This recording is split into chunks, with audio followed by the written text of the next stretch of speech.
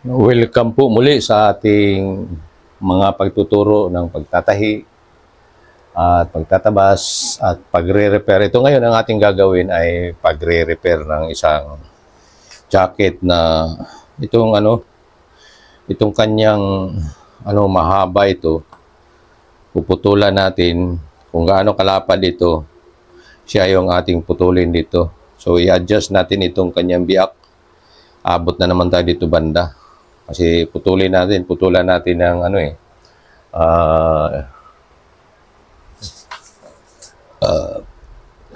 2 inches yung tatanggalin natin buhat dito. Buhat diyan hanggang dito, putulin natin yan. Pagkatapos ay ating babalik ulit doon. Pero pa-repair niya na ito sa iba. Pari-repair ulit sa akin kasi hindi niya nagustuhan ito dahil gawa nitong siguro ito'y manipis dahil hindi nga na-pull. So, ang gagawin ko nito ngayon, tatapalan ko ito. Sasapawan ko para kumapal-kapal. Hindi niya gustuhan itong ganito.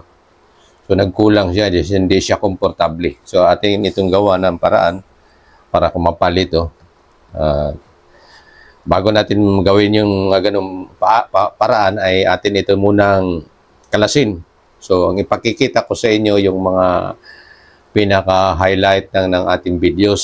Katulad ng pagkakalas, hindi na natin pagkikita yon. Yung paggagawa na lang kung anong igagawin natin. So, abangan ninyo yung aking paggagawa kasi kakalasin ko muna ito. So, yung pagkakalas nito ay hindi ko na ipagkikita kasi tanggalin natin yan buo eh. Pag nakalas ko na ito, pagsimula natin gawin, sa kanyo makikita na ito pala yung aking kinakalas. So, kalasin ko muna. Hindi ko na lang muna ito pakikita sa inyo, ha?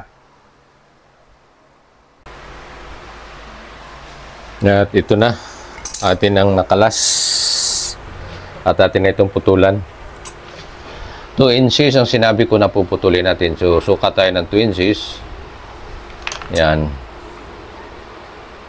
Ito pula ating gagamitin na pinsel para malinaw.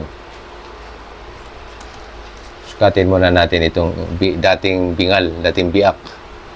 3.5. Para yun ang ating bibiakin din mamaya. Ito yun. Tulan na natin.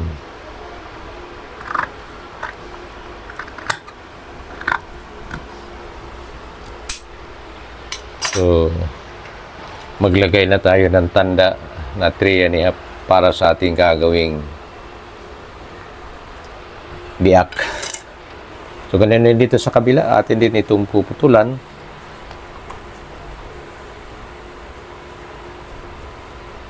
Yan. I-arrange lang natin ng maigi para maganda yung lapat. Putol tayo ng 2 inches.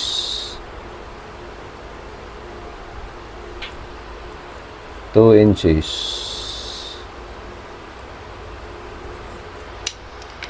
Yan. Tandaan lang tayo.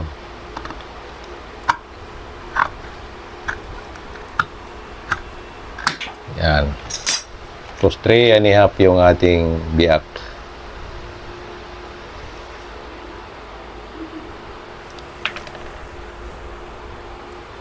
Pula ang kita natin, pula.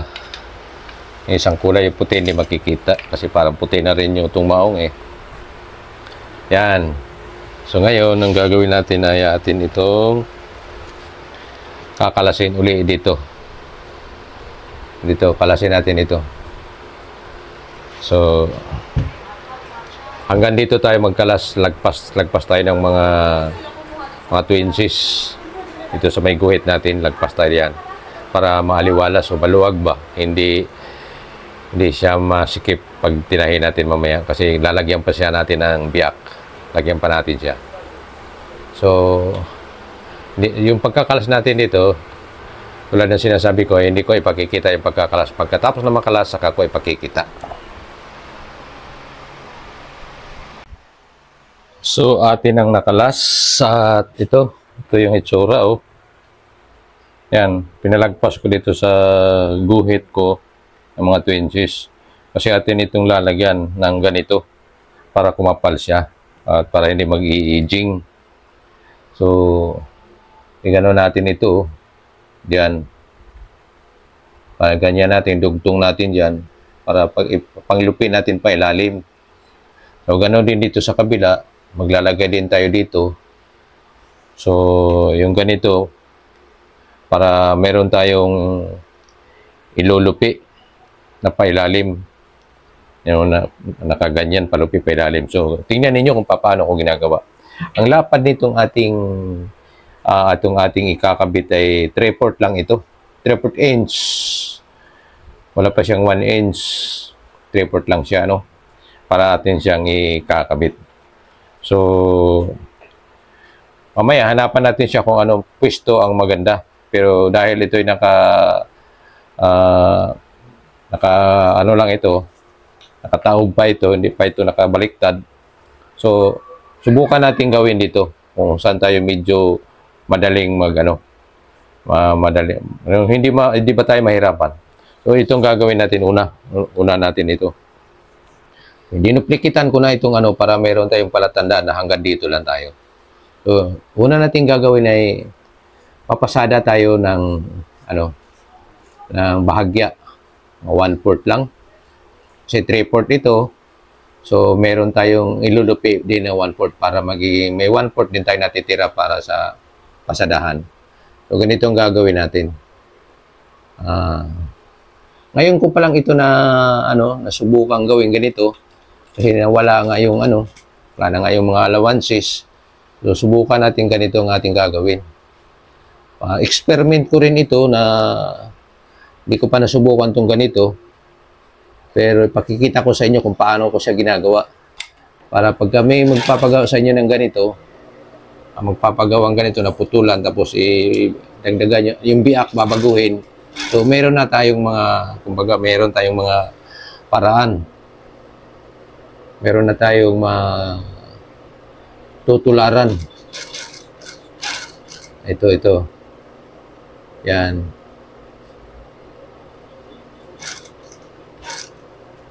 Lagyan natin ng guhit para kung malaman natin andiyan lang tayo. Guhitan natin.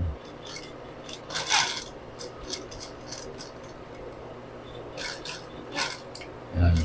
Tapos itong maguhitan, yan. Linisin natin, tirahan natin ng mga 1/4 lang para pag lupi natin, malinis ba? 1/4 din yung ating lupi. Kaya putulin natin ito hanggang dito sa may ating guhit. Para pagbaliktad natin papunta doon sa kabila, ay hindi tayo meron. Kasi gagano natin ito eh. Kasi ito, yan, ganyan, igaganyan natin ito eh. So, ating pikitihan ito. Yan. Pikitihan natin. Yan. Para makaganyan, no? Yan, ganyan.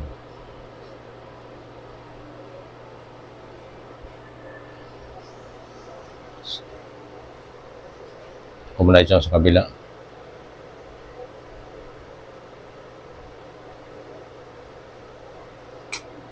So, nakaganyan niya. So, gano'n natin. Press natin siya. Kasi gaganyan natin yung pailalim pa ganyan eh. Yan. Paganyan niya siya. Sadahan natin yan. So, ganito pagkapasada natin.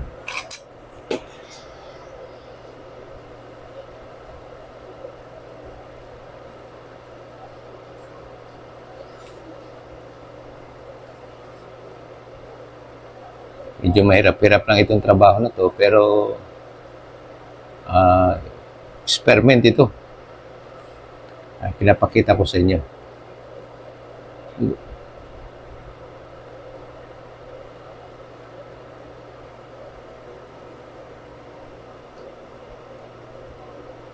Yan.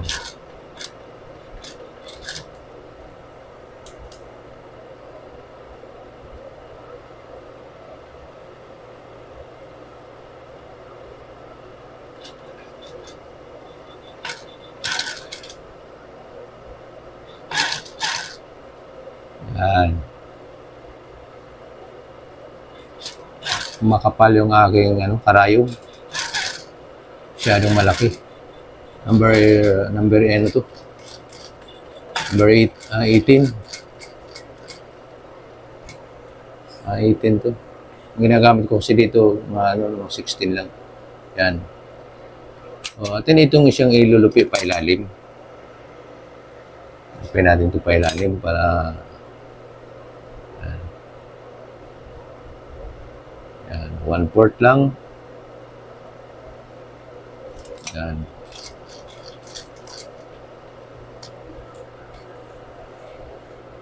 Yan o. Gano'n natin. Dandahan lang natin.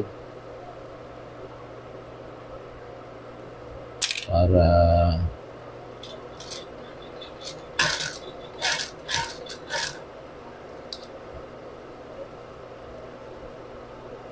yan.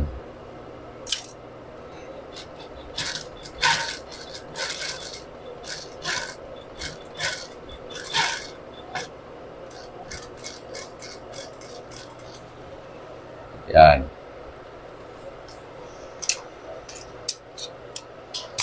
Ayan siya. Tapat sa may tahi ang ating pasada para siya. Hindi siya mag-splicing. Kailangan patong. So, akin itong lusot dito para gusto kong itali ko para malinis siya. Ayaw kong i-atras. Tali ko lang. Pati itong isa. Matapos lang natin itong kabila, wala nang problema. Ganon din ang proseso sa kabila. So, ito lang ang ating pagtiyagaan ng maigi. Paano natin ito gagawin?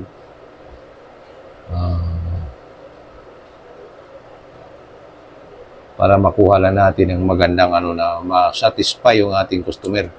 Inayawa niya yung dating gawa. Kaya hindi ko susundin yun. Gagawa ako ng panibagong gawa para ma-satisfy siya. O yan. Ganun din dito sa kabila. Lagyan din natin siya ng katulad ng ating nilagay. Dalawa itong aking pinutuli. Bali, 4 ito lahat kasi ang piniprep ko lang ay itong para dito sa kabila lang. Yan. I-ano na natin, putulan natin. Tapat natin dito mismo sa so may ito.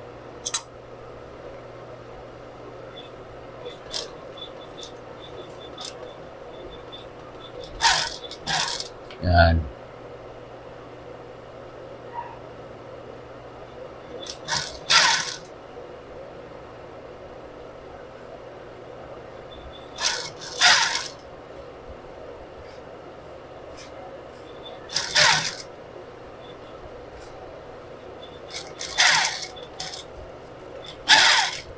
Yan.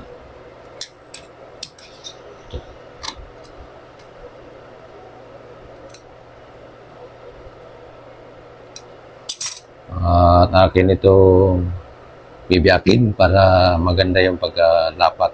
Pag nabiyak kasi maganda ang lapat. Unlike ng hindi mabibiyak. Ayan o. Pag atin itong pinasadahan, yan o. Yan siya. Malinis siya. So, ito na tayo magpapasada.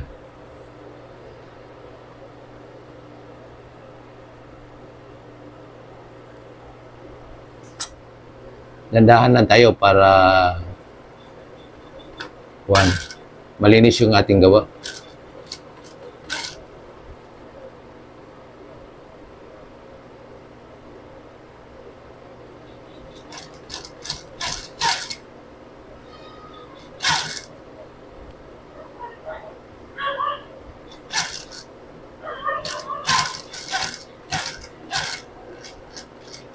Yan. Natin to.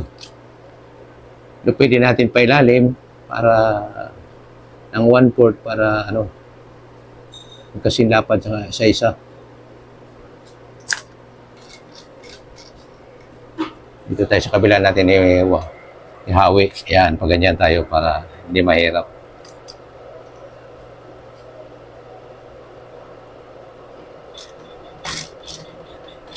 Ito ang kailangan nito yung handling natin, yung ating hawak na ano siya, magandang pagkahawak. Yan. Tapos ang aking pinangsusundot nipple para ma-fold siya ng maigi, para malupi ng maigi. Kasi para siyang parang may folder pagka hinawi mo ng nipple. Unlike na turdo lang gamitin mo, para siyang ayaw lumapat ng husto.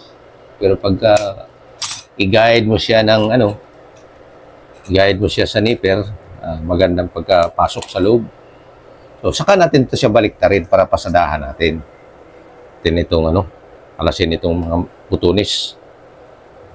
Kasi nakabutunis Yan mong ganito ang ating kahaba ang ating video para importante magawa natin ng mabuti para masatisfy yung ating customer kasi yun nga kino-comment niya yung ganun. Yan. So, ang maganda nito kasi ito ay biak man yan. So atin itong ipapasok na kaganyan Ayan, ipapasok natin ito mamaya para pagpasada tayo nakaluklok diyan sa loob. Ganyan nakatago. Ayan. Ganyan siya. So, pasadahan natin dito. Yan. Yan ha.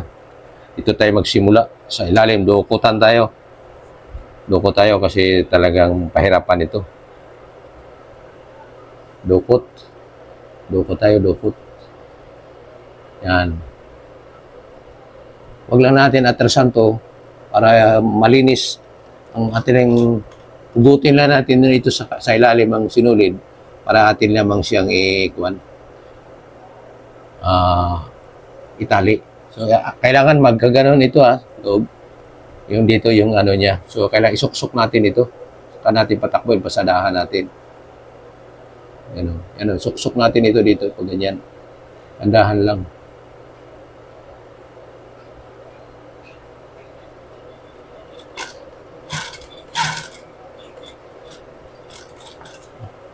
Pwede nga kamayin ko na lang para hindi siya titikwa, iwas-iwas para hindi siya mag-splicing. Yan. Yan. Hanggang dito tayo sa may guhit sa ating pinagbiakan. Ang ganyan. Yan. So yun, dito sa ilalim, hindi ko naman maipakita. Ayan. Natin.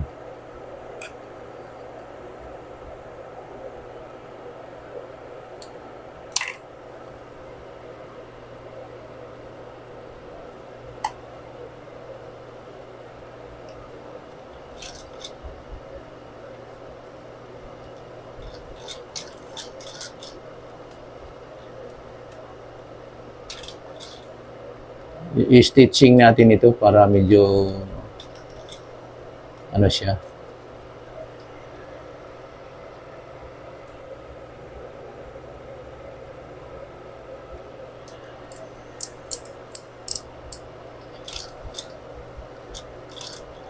Para medyo matibay stitching natin. Ano-mano lang. Buhat-buhat ba?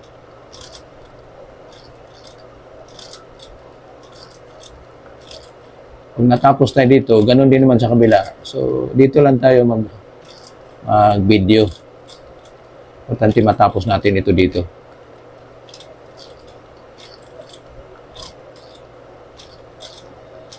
Yan. O sabay, na tayo? Pasada na tayo, pabalik. Yan. Medyo dukutan nga lang talaga. Mahirapan ito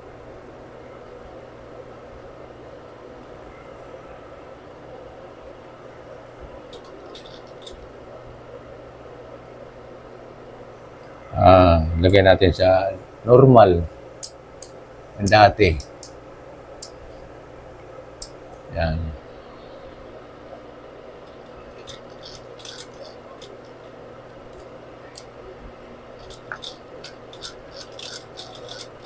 Nakamay ko lang para kuan. Kasi sigurado ako hindi siya mag-splicing. Pasensya na kung kinakamay ko ha. Dukutan kasi. Hirap dito.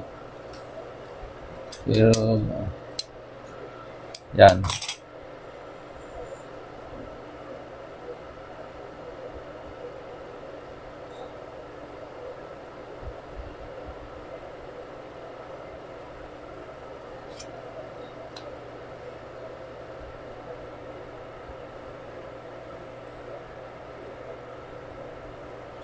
Yung sinasabi kong atin itong kuhanin, atin siyang kuhain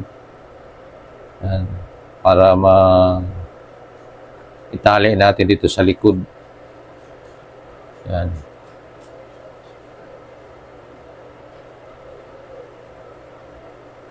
Yan. Ganon din itong isa. Gutin din natin siya dito sa likod para wala siyang ano dito, ibabaw na siyang atras. Medyo malinis tingnan. Kasi pag inatrasan natin, medyo madumi. So, tingnan natin bago natin siya lagyan ng cups. Kaya atin muna baliktarin para ma-check natin ano itsura. Ayan. Ito na. Yung dating ano, dito yan. Ngayon, makapal na siya. Balot. Tsaka ito sa kabila, nabalot din. Kasi ano siya nilagyan natin ng sapi, sinapian natin, sinapawan, kumbaga. So, matibay siya, medyo hindi siya manipis. So, medyo siguro komportable na may-ari nito. Kasi makapal na hindi na siya, pag hinipo mo, hindi na katulad ng payat siyang hipuin. So, atin na siyang lagyan ng ano, cups. So, may bandang kaliwa. So, tinandaan natin yung ating ano, isang cup. May nakatatak na liter L. Liter L yung isa. Ayan. Yan o, liter L. Ay, dito sa kabila, ito yun, dito yun. Kasi nakaganon yan ganyan. Siyang may buton hulay dito. So, yan. Kabit na natin. So, baliktarin natin uli para maganda ang sitwasyon. Hindi pahirapan. Ito tayo. Ang gagawin natin kabit muna natin itong ano.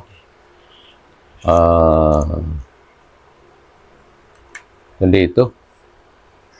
Ay, unahin natin dito sa kabila. Kasi papunta tayo doon mamaya Dukutan ito Ito tayo. Higyan natin ng tanda para hindi tayo lalapad, hindi tayo lalaki, liliit. May tanda tayo. Ano lang. Atin siyang i-stinats para manatili siyang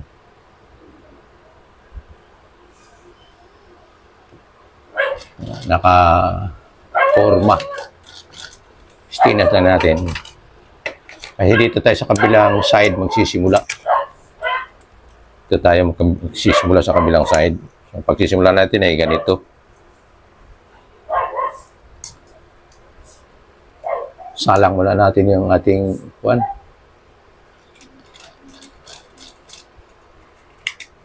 Para ayun, ito makina. Takin natin.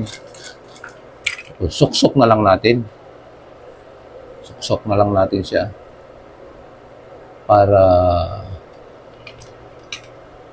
yan.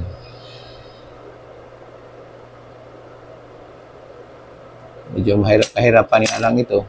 Pero kailangan kasi natin dito magtiyaga tayo. Pasensya. Ano mang bagay na ating ginagawa, kailangan natin ng pasensya. Habaan natin pasensya para ang ating trabaho ay maganda. Ay kung hindi tayo pasensyoso, balasuba sa resulta ng ating gawa. Ito. Kailangan pasensya natin.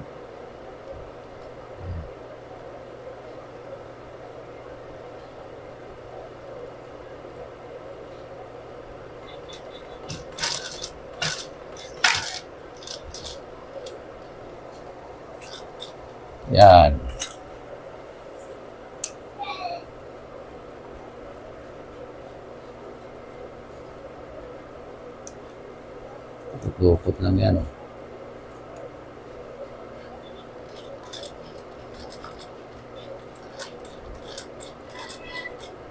Yan. Ano natin ating, ano kung hindi ba siya maluwag? Sakto lang ba yung lapad? Kung maluwag siya. So atin itong suksok ng konti. Kasi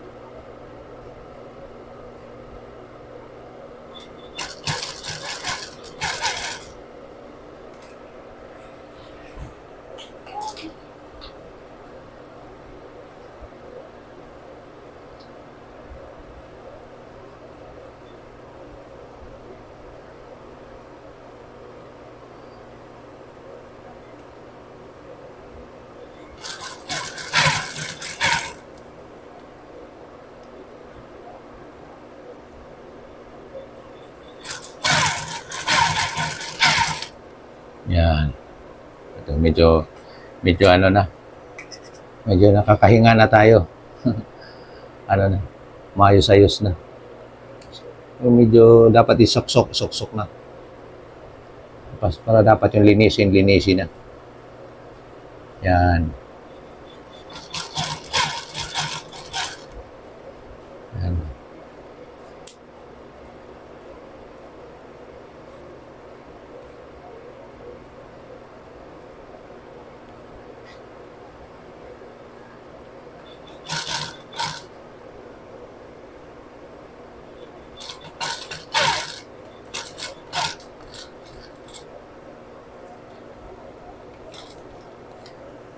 Ikot lang, iikot ko lang.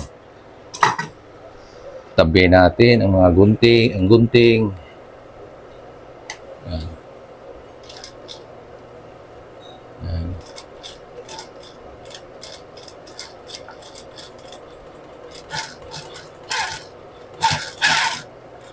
Yan.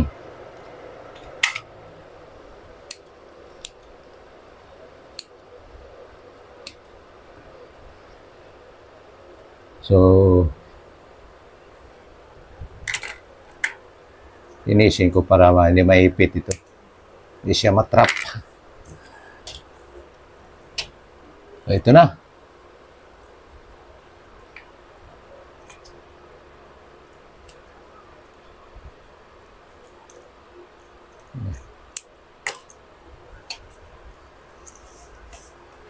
Ito muna ako magsimula. Tapos, iikot ko na lang para matibay ba. Umiiwas lang ako sa yung kakainin ng ngipin ng yung takbo ba para bang hindi siya maganda. Kinakamay ko muna para sigurado ako na hindi siya hihilahin ng pressure yung ngipin, yung pidog.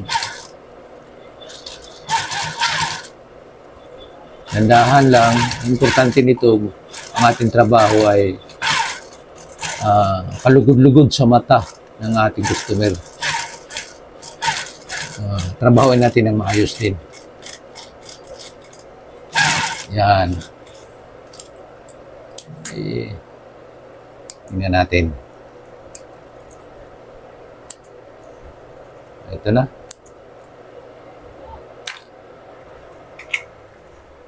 So, ito yung ating resulta. Yan.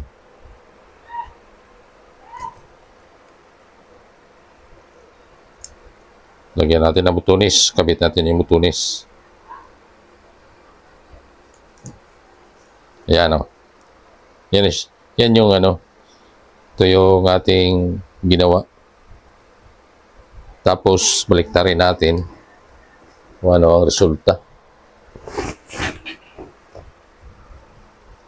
Yan. Yan siya.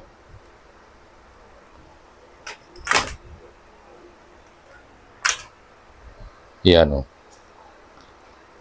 Dito dati yun eh. Dito natin, niluwagan natin, kinalas natin. So, yan siya ngayon. Yan.